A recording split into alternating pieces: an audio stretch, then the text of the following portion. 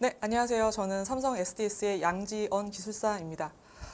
제가 삼성 SDS에서 하는 일은 클라우드 환경에서 IT 시스템을 보다 좀 효율적으로 만드는 그런 일들을 좀 고민하고 검토하는 클라우드 아키텍처 역할을 수행하고 있습니다.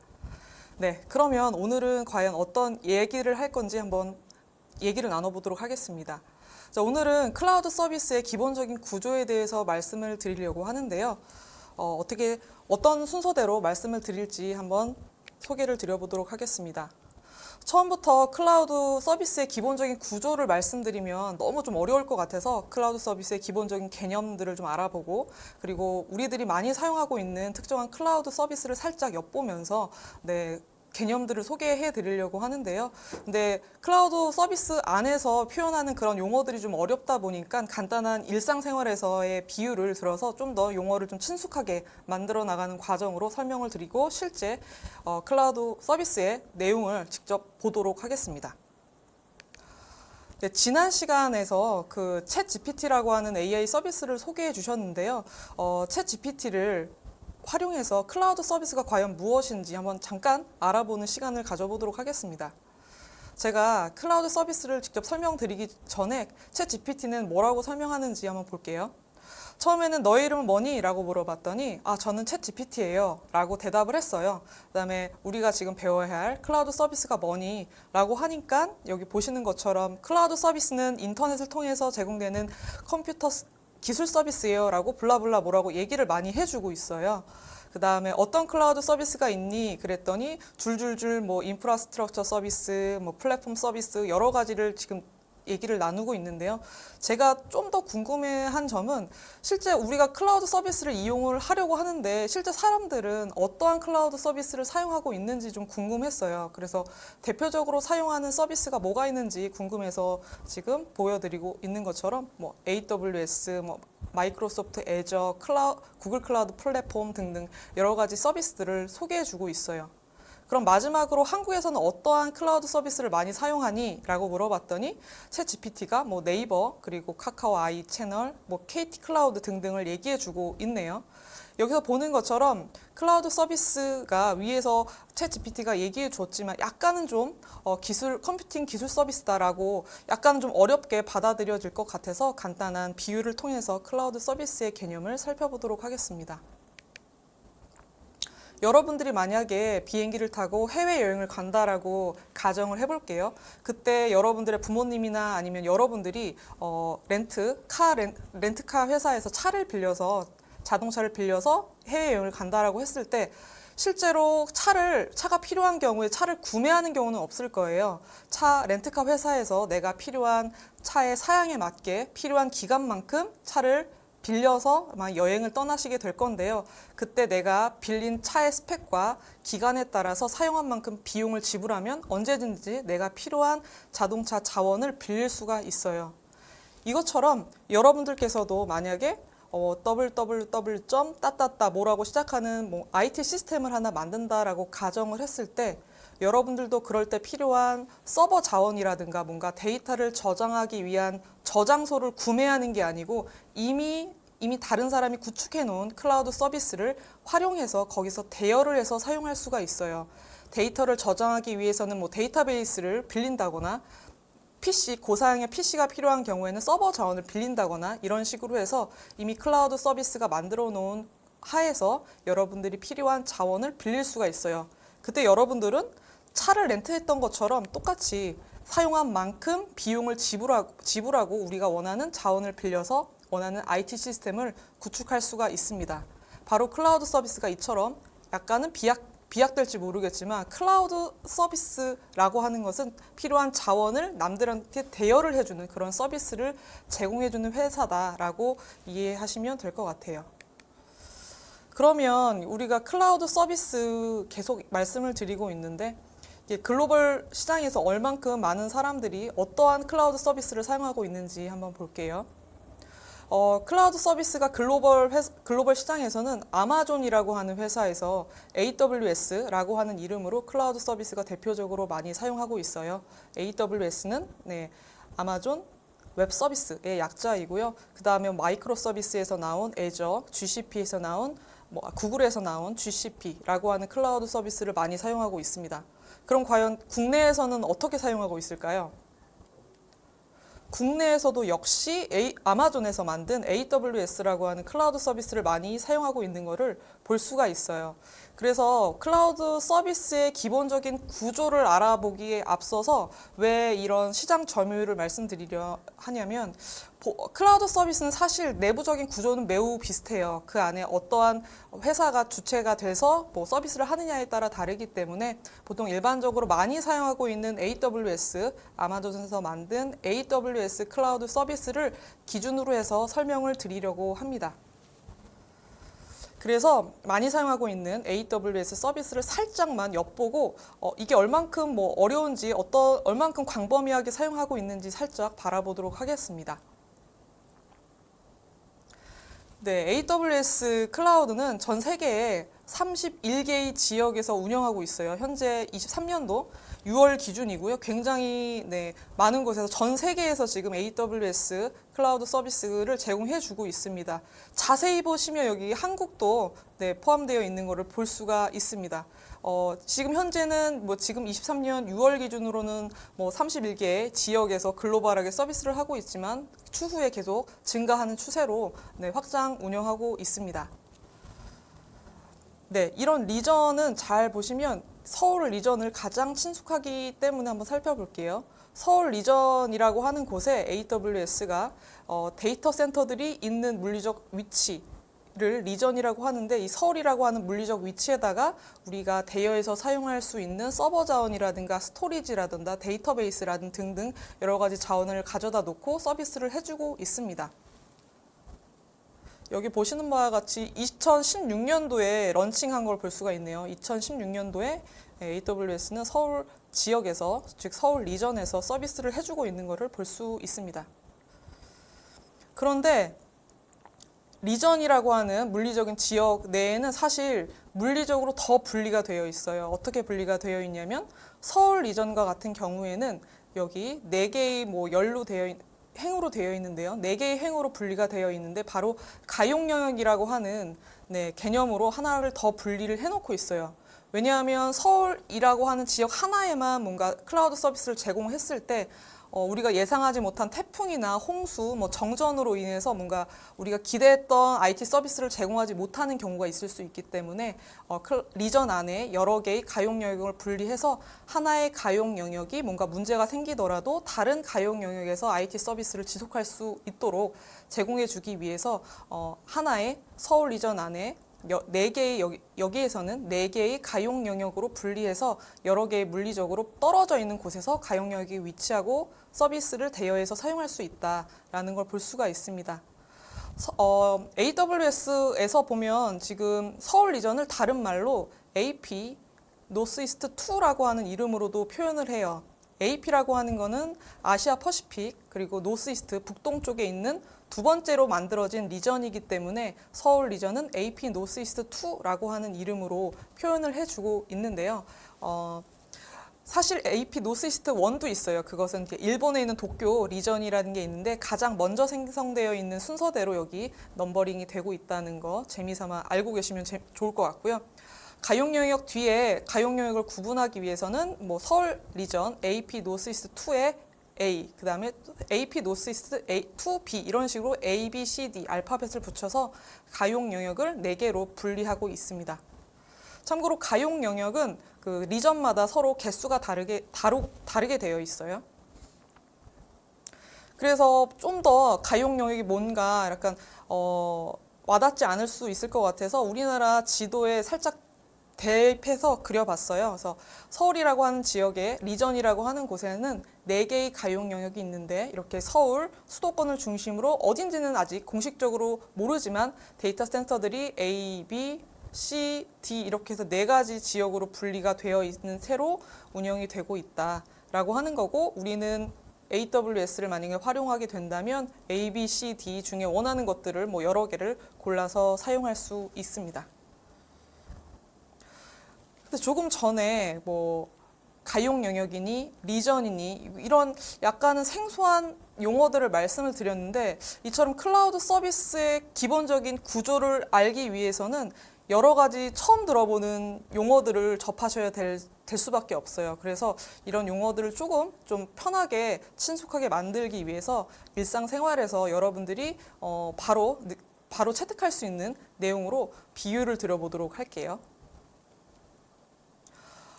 클라우드 서비스에 관련된 용어들을 왼쪽에 이렇게 일상생활 비유와 같이 용어를 작성을 했어요. 그래서 왼쪽에는 일상적인 용어, 오른쪽에는 이제 클라우드 서비스에서 사용하는 용어라고 생각하시면 되겠습니다. 그럼 한번 말씀을 드려볼게요. 하나의 스토리가 있으니까 그 스토리 기준으로 한번 기억해 보시면 되게 좋을 것 같습니다. 저는 이제 지구에 살고 있어요. 지구에 살고 있는데, 지구에서도 우리가 가장 가깝게 살고 있는 바로 서울 지역에 살고 있습니다. 여기 보는 것과 같이 지구는 AWS 클라우드 서비스를 의미하고 서울이라고 하는 것은 클라우드 서비스에서 리전이라고 하는 용어와 대칭해서 말할 수 있겠습니다. 저는 서울이라는 리전에 살고 있는데 제가 목돈이 하나 생겼어요. 그래서 누구도 들어올 수 없는 저만의 땅, 내 땅을 하나 구매를 했어요. 내 땅을 구매해서 이제 뭔가 좀 효율적으로 다른 사람들과 즐겁게 좀 생활을 하기 위해서 내 땅을 하나 구매했고 뭔가 계획을 세우려고 하는데 보다 보니까 제 땅이 너무 넓은 거예요. 그래서 너무 넓어서 일단은 약간 논리적으로 하나는 A 영역, 하나는 B 영역, 하나는 C 영역, 하나는 D 영역 총 4가지의 영역으로 분리를 했어요. 그런데 4개의 영역을 지금 당장 사용할 건 아니고 일단은 편의상 2개만 골라서 사용해 보기로 했어요. 그래서 영역 A와 영역 B에다가 제가 이제 뭔가 계획해서 사람들과 즐겁게 생활을 하려고 하나 골랐어요. 그런데 지금 영역 A에다가는 이제 정원을 하나 꾸미고 또 반쪽에다가는 저만 혼자만의 시간을 보내기 위해서 나만의 공간을 만들었어요. 정원에서는 다른 사람들, 가족도 오고 친구들도 오면서 즐겁게 놀 수 있는 공간이고 가끔은 저도 혼자만의 시간이 필요하기 때문에 나만의 공간이라는 것을 만들었어요.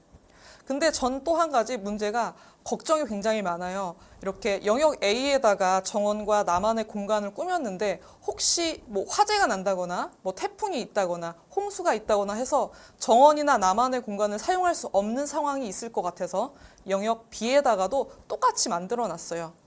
만약에 불상사에 대비해서 같이 사용하기 위해서요. 이렇게 해서 영역 A와 영역 B에 정원과 나만의 공간을 각각 이렇게 꾸며봤어요. 그런 다음에 이제 정원은 친구들도 오고 가족들도 놀러 와야 되기 때문에 커다란 대문을 하나 만들어서 왔다 갔다 할 수 있는 문을 만들어 놨어요. 그리고 대문을 통해서 들어올 수 있도록 길을 하나 팠어요. 그래서 대문에서 도보를 따라서 정원 1이나 정원 2를 갈 수 있도록 길을 하나 만들었어요. 그런 다음에 저희 땅이 너무 넓기 때문에 정원 1로 가려면 왼쪽으로 가야 되고 정원 2로 가려면 오른쪽으로 가야 돼 라고 하는 표지판도 하나 세웠어요. 그런데 가끔 가다가 저는 정원 1도 있지만 가끔 가다가는 나만의 공간에서 쉴 때도 있어요. 근데 쉴 때도 있는데 경우에 따라서는 제가 밖을 나가고 싶잖아요. 밖을 나가고 싶을 때는 나만의 공간에서 똑같이 정원 1이나 정원 2로 나가서 다시 또 도보를 따라서 대문을 통해서 밖을 나가는 경우도 있을 수 있기 때문에 나만의 공간과 지금 정원들과 연결이 되는 도보도 하나 연결을 했고 역시나 땅이 너무 넓다 보니까 나만의 공간 1번으로 가려면 왼쪽으로 가. 그리고 나만의 공간 2를 가려면 오른쪽으로 가. 라고 하는 표지판도 하나 또 세웠답니다. 그래서 저는 여기 나만의 공간에서 쉬다가 도보에 나가서 표지판이 알려주는 곳에 통해서 정원 1로 가야지 라고 해서 정원 1로 갔다가 다시 또 도보를 통해서 표지판을 보고 대문을 통해서 밖으로 나갈 수 있다라는 방식으로 외부와 왔다 갔다 소통을 할 수가 있어요. 그런데 문이 있어야지 정원과 소통을 할 수 있기 때문에 여기에 쪽문이라는 걸 하나 만들어서 나만의 공간에서 쉬다가 도보를 통해서 쪽문을 통해서 정원 1이나 정원 2를 넘어갈 수가 있어요. 그런 다음에 친구들이 와서 바베큐도 구워 먹고 캠핑도 하려면 이렇게 편안하게 쉴 수 있는 공간이 필요할 텐데요. 이럴 때 정원 1이나 정원 2 그리고 나만의 공간 1과 2에 집이라는 하나의 비피할 곳을 하나씩 마련해 두었습니다. 이런 식으로 우리 일상생활과 매우 밀접하게 클라우드 서비스를 좀 연결을 해봤는데요. 한번 비교를 해서 말씀을 드려보도록 하겠습니다. 보시면 아까 처음에 지구의 비유를 들었던 거는 AWS 클라우드예요. 전체 클라우드가 있으면 그 안에 내가 있는 위치를 바로 리전이라고 얘기할 수가 있고요. 그 다음에 나만의 땅, 아무도 컨트롤하지 못하고 나만 컨트롤할 수 있는 이 땅, 바로 이게 Virtual Private Cloud라고 해서 VPC라고 하는 용어를 사용하게 됩니다. 마찬가지로 내 땅이 너무 넓기 때문에 그거를 논리적으로 좀 효율적으로 사용하기 위해서 영역을 나누었는데요. 이 각각의 영역들을 가용 영역, 직역하면 Availability Zone이라고 해서 가용 영역이라고 합니다. 그 다음에 외부에서 친구들과 놀 수 있는 정원과 나만의 공간을 만들었는데요. 정원은 누구나 들어올 수 있기 때문에 Public Subnet, 나만의 공간은 Private Subnet, 저 혼자만 있기 때문에 프라이빗한 공간이라고 기억해 두시면 좋을 것 같아요. 그 다음에 대문은 외부에서 왔다 갔다 할 수 있기 때문에 인터넷 게이트웨이인데요. 지금 이런 용어들은 조금 뒤에 다시 한번 말씀을 드릴 거예요. 간단히 매칭되는 것만 살짝 터칭하고 지나가겠습니다. 그래서 인터넷상과 외부에서 정원까지 왔다 갔다 할 수 있는 대문이기 때문에 인터넷 게이트웨이라고 하는 용어를 사용하게 되고요. 도보는 이제 네트워크 트래픽, 우리들이 왔다 갔다 할 수 있는 트래픽의 흐름을 표시하게 되는 거고요. 그 다음에 정원에 지금 정원에서 왔다 갔다 할 때 여기 방향이 있어요. 왼쪽으로 가라, 오른쪽으로 가라, 뒤로 가라 이런 방향을 표시한 게 바로 정원에 대한 표지판인데요. 이게 정원에 대한 부분이기 때문에 퍼블릭 경로가 표시된 라우팅 테이블이라고 표현을 하게 됩니다. 나만의 공간 같은 경우에 표지판도 프라이빗 라우트 테이블이라는 용어로 표현하게 됩니다.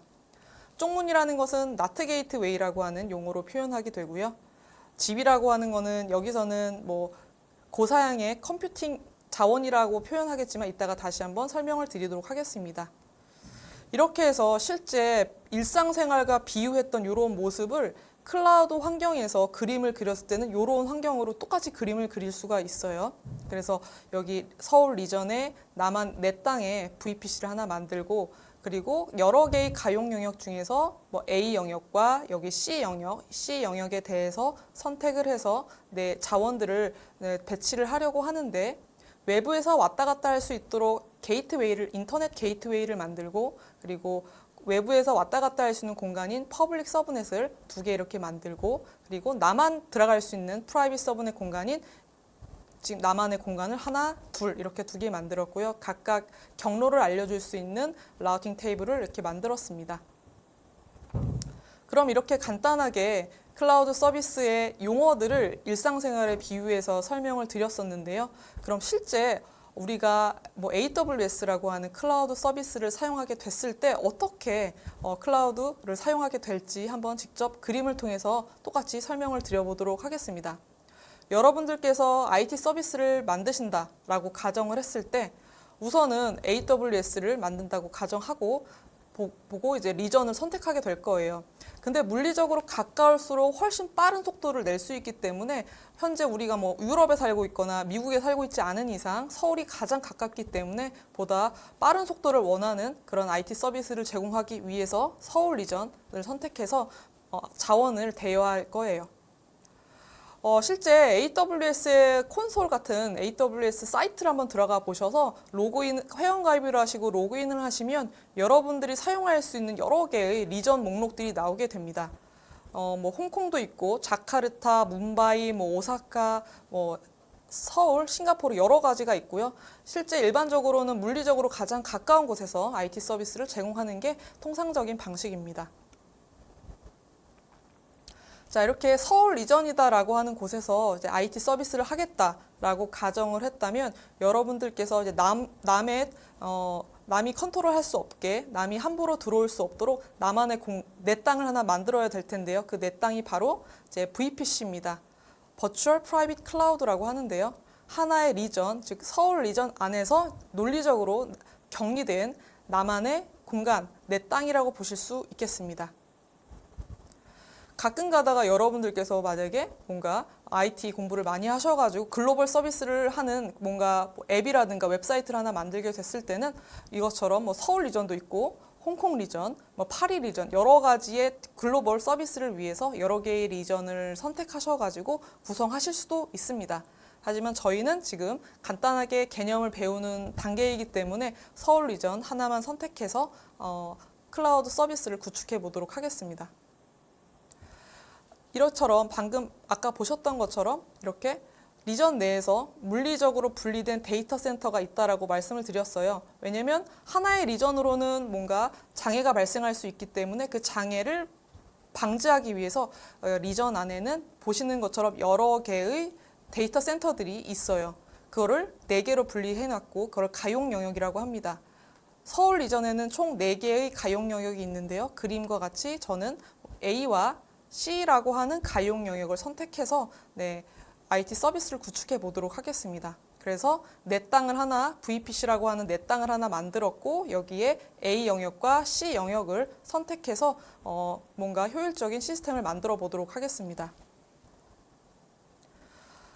다음은 서브넷이라고 하는 개념인데요. 아까는 여기 위에 연두색으로 보이는 부분을 정원이라고 표현했고 하늘색으로 보이는 부분을 나만의 공간이라고 표현을 했어요. 그래서 정원이라고 하는 거는 외부에서 왔다 갔다 할 수 있고 프라이빗 서브넷, 즉 나만의 공간이라고 하는 것은 외부에서 들어올 수 없고 나만 들어갈 수 있는 독자적인 공간이다라고 했는데요.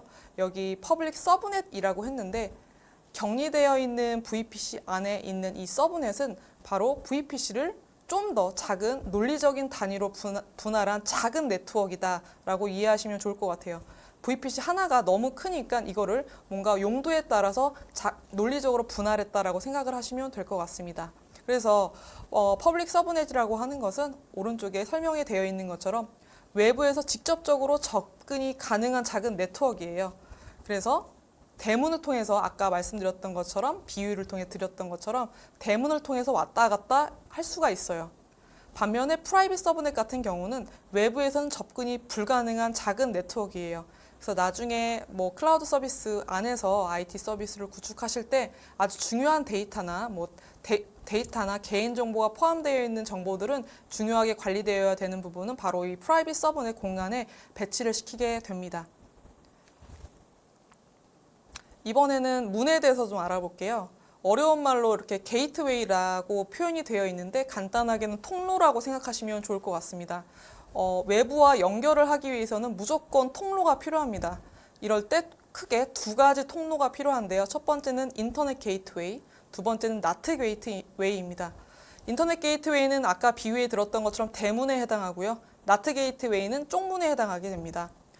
인터넷 게이트웨이가 쓰이는 방식은 퍼블릭 서브넷에서 발생된 트래픽들이 인터넷 게이트웨이, 즉 대문을 통해서 인터넷과 통신을 하게 됩니다. 반면에 프라이빗 서브넷에서 발생된 트래픽도 인터넷 환경과 통신을 원할 때가 있어요. 그럴 때는 직접 인터넷 게이트웨이로 통하는 게 아니고 아까 말씀드렸던 것처럼 나트 게이트웨이, 즉 쪽문을 통해서 퍼블릭 서브넷에 갔다가 다시 나와서 인터넷 게이트웨이를 통해서 인터넷과 소통을 하게 됩니다.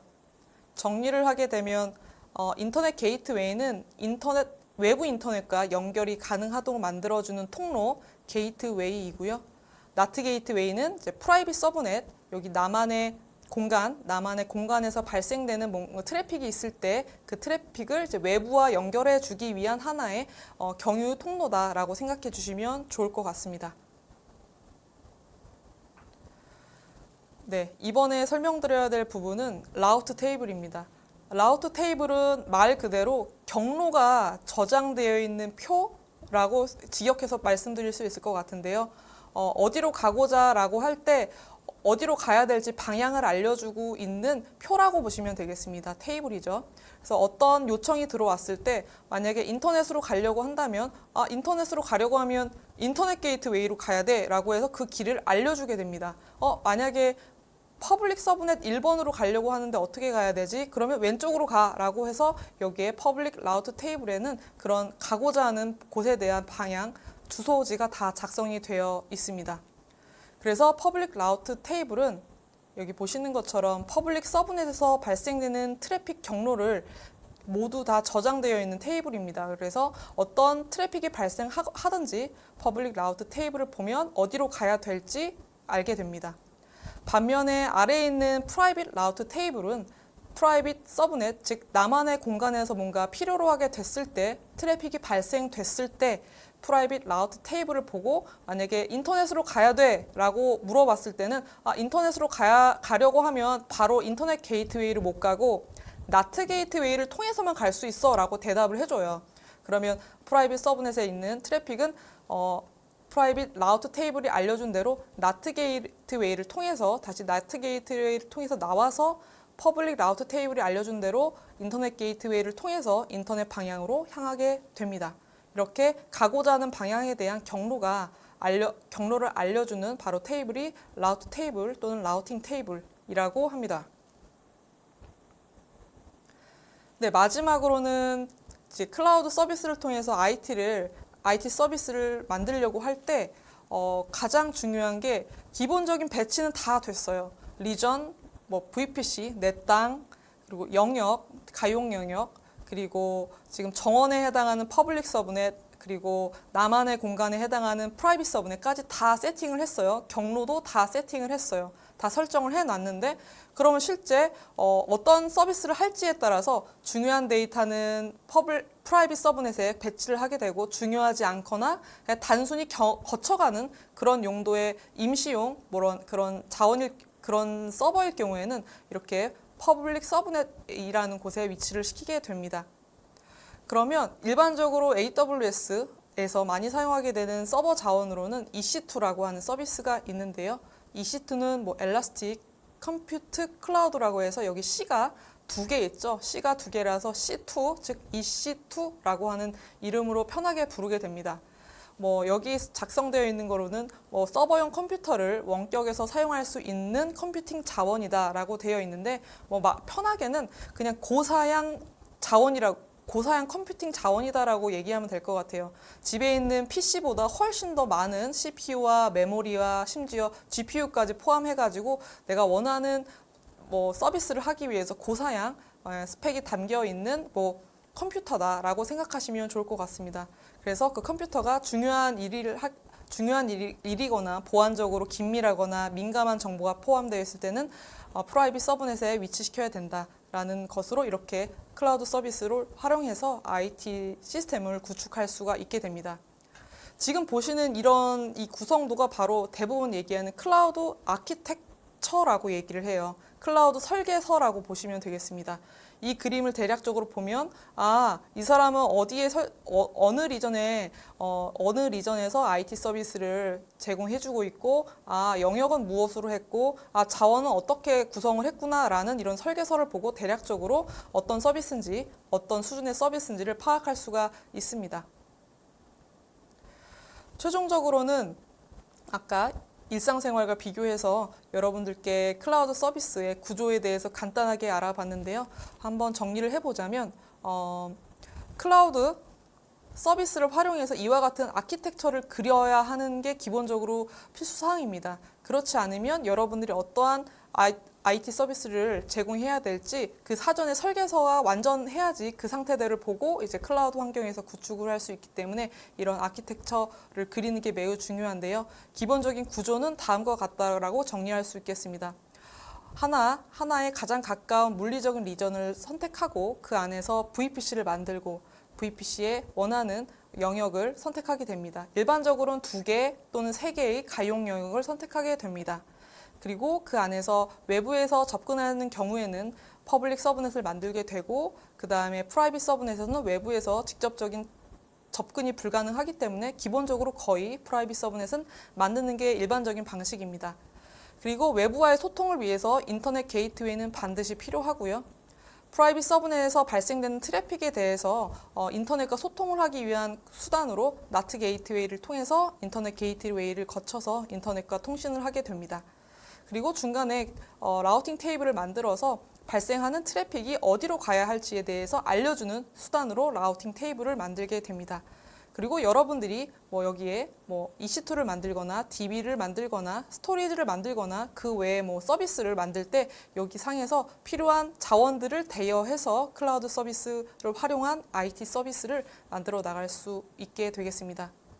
네, 지금까지 리전, VPC, 가용 영역, 서브넷, 게이트웨이, 라우팅 테이블까지 해가지고 기본적인 클라우드 서비스 상에서의 기본적인 구조를 알아보는 시간을 갖게 되었습니다. 네, 잘 이해되셨는지 모르겠는데 네, 지금까지 시청해 주셔서 감사합니다.